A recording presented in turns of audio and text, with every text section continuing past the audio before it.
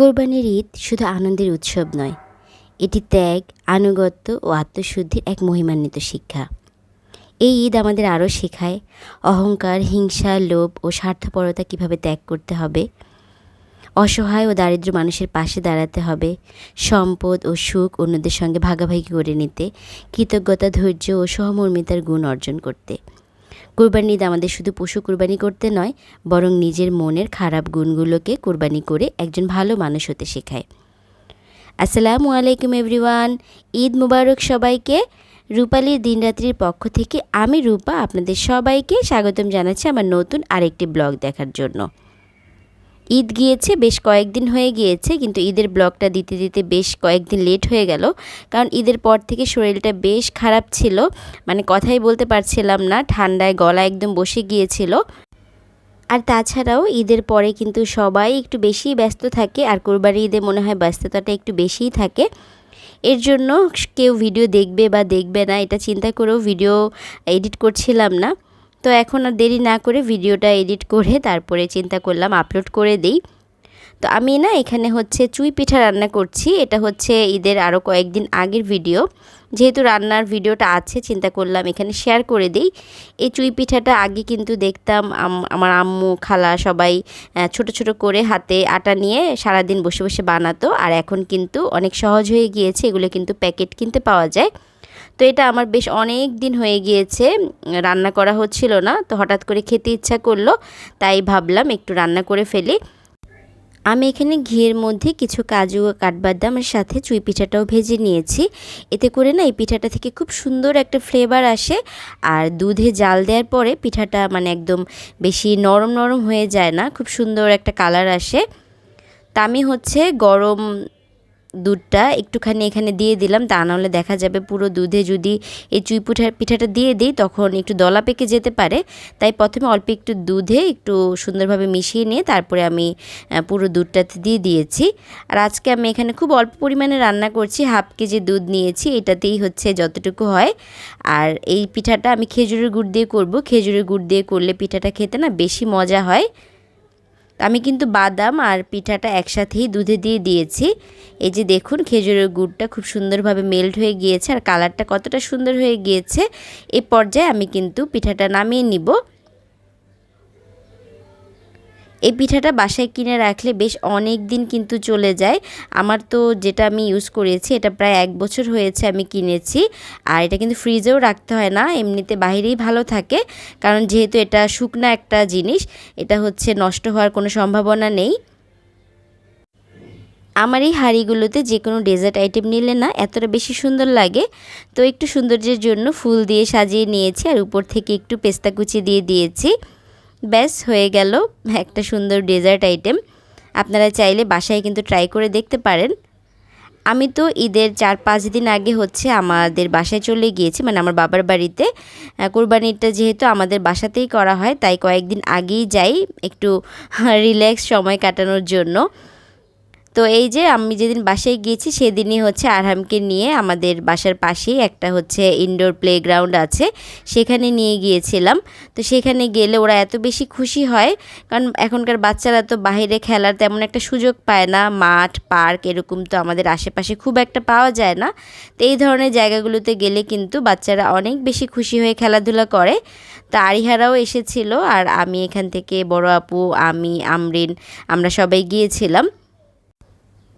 আমার যেহেতু এখন খুব একটা বাসায় যাওয়া হয় না, দেখা যায় 2 মাসে একবার বা মাসে একবার গেলেও যেদিন যাই সেদিনই চলে আসি, আর 2-3 মাস পরে গেলে দেখা যায় 4-5 দিন থাকা হয়, কারণ আমি চলে গেলে তখন আমার সংসারটা একা হয়ে যায়, আর আরহামের বাবার খাওয়া দাওয়ার বেশ কষ্ট হয়ে যায়, তাই এখন আর গিয়ে খুব একটা বেশি থাকা হয় না।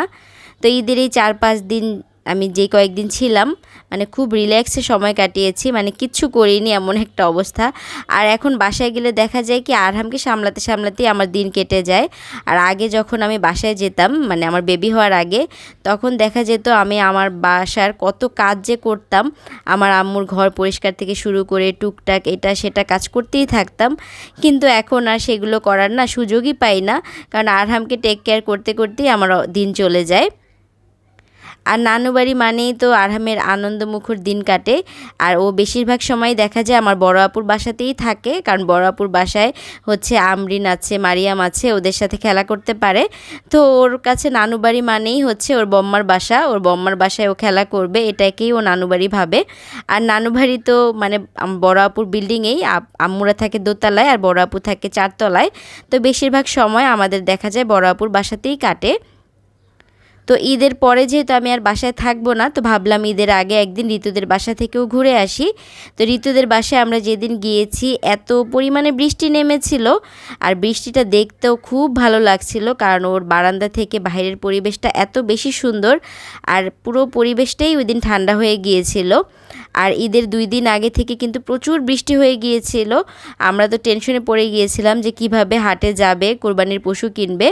তো যাক, আলহামদুলিল্লাহ কোরবানির পশু কিন্তু সুন্দরভাবেই কিনে আনতে পেরেছে। আর বৃষ্টি হওয়ার কারণে কিন্তু ঈদের 2-3 দিন আগে থেকে একদম ঠান্ডা একটা আবহাওয়া ছিল, এর জন্য কষ্টটা কিন্তু খুব কম হয়েছে। আর এই যে দেখুন আমাদের কোরবানির পশু চলে এসেছে আলহামদুলিল্লাহ। আর ঈদের আগের দিন কিন্তু ঋতুরাও চলে এসেছিল আমাদের এখানে, কারণ হচ্ছে আমার আম্মুদের বাসায় যেহেতু কুরবানিটা হয়, তো এখানে সবাই মিলে থাকলে কুরবানির দিন আর খুব একটা ঝামেলা হয় না। আর ঋতু আর ঋতুর বর মানে কি বলবো, কুরবানির মানে গরুর এত পরিমাণ পাগল, ওরা সারা দিন পারে না যে গরুর কাছেই বসে থাকবে, গরুকে আদর করা, যত্ন করা, খাওয়া দাওয়া করানো সব কিছু করে। আমার কাছেও যে ভালো লাগে না এমন না, ভালো লাগে, কিন্তু আমি একটু ভয় পাই।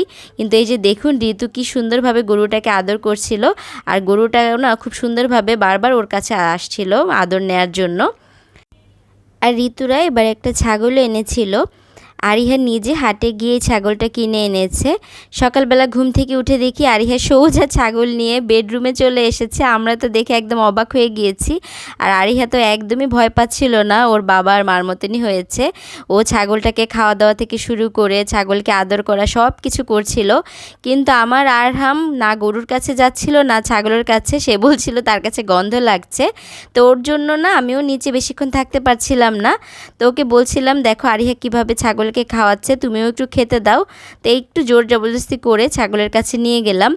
আর আরিহা তো এটাকে ছেড়ে যাবেই না, শেষ পর্যন্ত আমাদের আম্মুর বাসার বারান্দায় নিয়ে ছাগলটা রাখা হয়েছিল, কারণ আরিহা না হলে নিচ থেকেই নড়ছিল না। আর কোরবানি ঈদের সময় ছোট বাচ্চাদেরই আনন্দগুলো দেখতেই কিন্তু বেশি ভালো লাগে। এসে আরহাম একটু মজা পেয়েছে ছাগলকে খেতে দিয়ে। আর এটা হচ্ছে ঈদের দিন সকালবেলা কিন্তু আরিহা সোনা রেডি হয়ে গিয়েছে। ঈদ মুবারক জানাচ্ছি আবারও সবাইকে। আর ওই যে দেখুন ছাগল কিন্তু আমার আম্মুর বারান্দায় চলে এসেছে।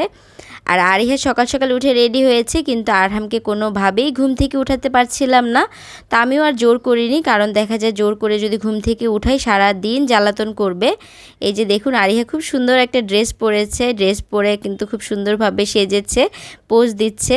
আসলে মেয়ে মানুষ মানেই হচ্ছে সুন্দর পোশাক আশাক সাজুগুজু করা, আর ছেলেদের তো একটা হলেই হলো পাঞ্জাবি পাজামা ছাড়া আর তেমন কিছুই নেই। এই যে হাতে মেহেদি দিয়েছে, সুন্দরভাবে দেখাচ্ছিল, সে হাতে হচ্ছে গরু আর হচ্ছে মনে হয় ভেড়া এঁকেছিল ওর মাম্মা, এভাবেই মেহেদি দিয়ে দিয়েছে। তো সেগুলো খুব সুন্দরভাবে দেখাচ্ছে। আর এরপরে আরহামকেও আমি একটু ঘুম থেকে উঠিয়ে নিয়েছি। এর ভিতরে কিন্তু আমাদের কোরবানি কিন্তু হয়ে গিয়েছে। তো নিচে হচ্ছে কাটাকুটি চলছিল, এর ভিতরে আরহামও ঘুম থেকে উঠিয়ে রেডি করে ফেলেছি। দেখুন আরহাম ঘুম থেকে উঠে ভালো করে মুখও ধোয়নি, আমি কোনো মতে রেডি করিয়েছি।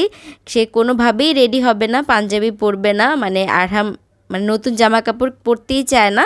সে সব সময় ক্যাজুয়াল যেসব পোশাকগুলি সেগুলিই পরবে, টি শার্ট, তারপরে ঢোলা ঢালা পায়জামা, এগুলো ছাড়া না ও বাইরের কোনো পোশাক পরতেই চায় না। এই যে 2 ভাই বোন মিলে কি সুন্দর একজন আরেকজনের গালে ধরে পোজ দিচ্ছিল। তো কোরবানি হয়ে যাওয়ার পরে আমরা একটু নিচে নেমেছিলাম, নিচে নেমে হচ্ছে কয়েকটা ছবি তুলেছি, বাচ্চাদের সাথে একটু ভিডিও করেছি।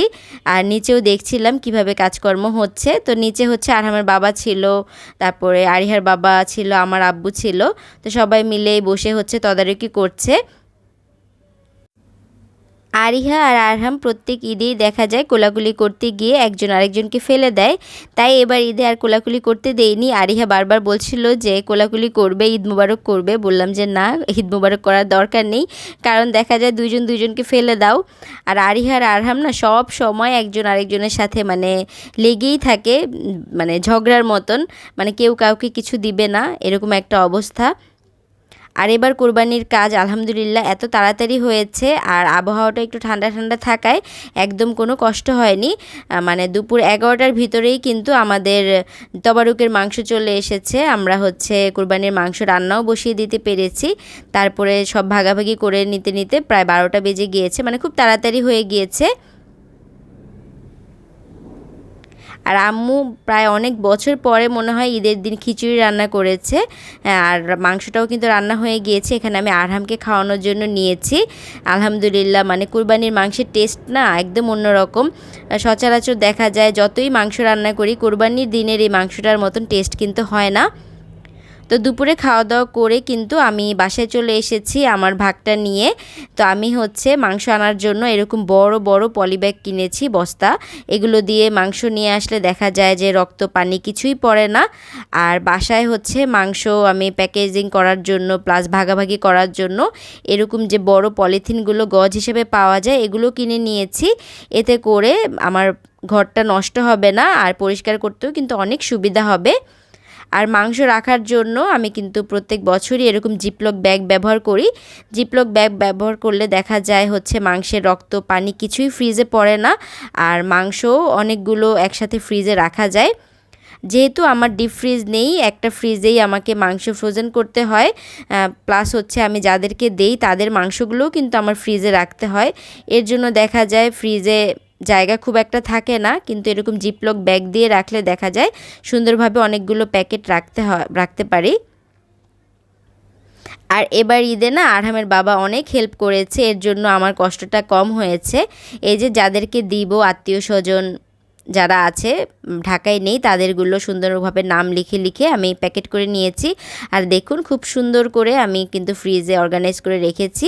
আপনারাও কিন্তু এভাবে ফ্রিজে মাংস রাখতে পারেন, এতে করে ফ্রিজের জায়গা নষ্ট হয় না, এমনকি ফ্রিজে কোনো রক্ত পানির গন্ধও হয় না মাংসের।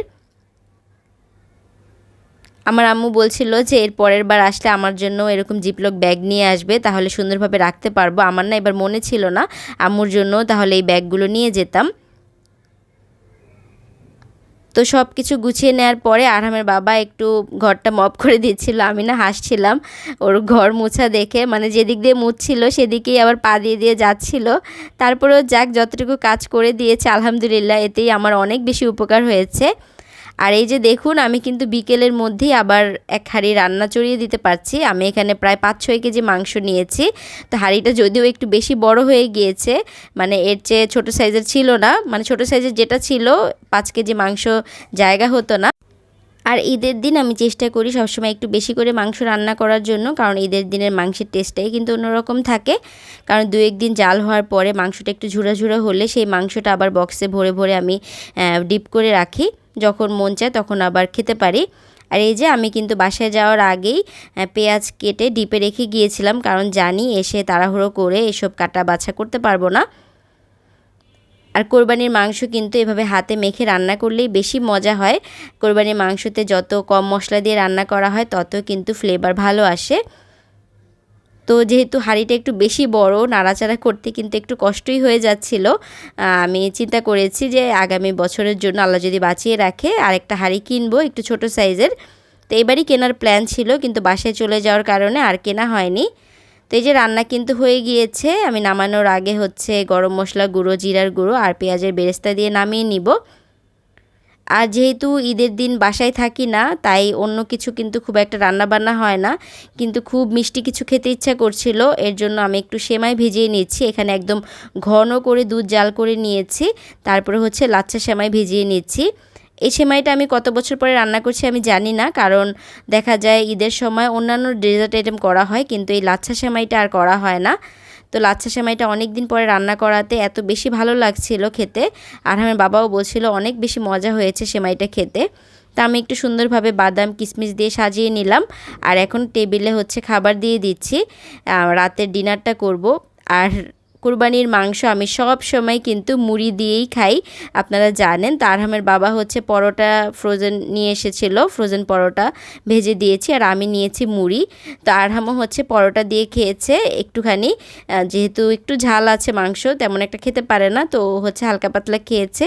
আর আমি খেয়েছি মুড়ি দিয়ে, আর সাথে কোক তো থাকতেই হবে, তা না হলে মনে হবে যে খাবার হজম হবে না। তো এই ছিল আমাদের ঈদের আয়োজন। আশা করছি আপনাদের কাছে ভালো লেগেছে। আজকের মতো বিদায় নিচ্ছি। আল্লাহ হাফিজ, আসসালামু আলাইকুম।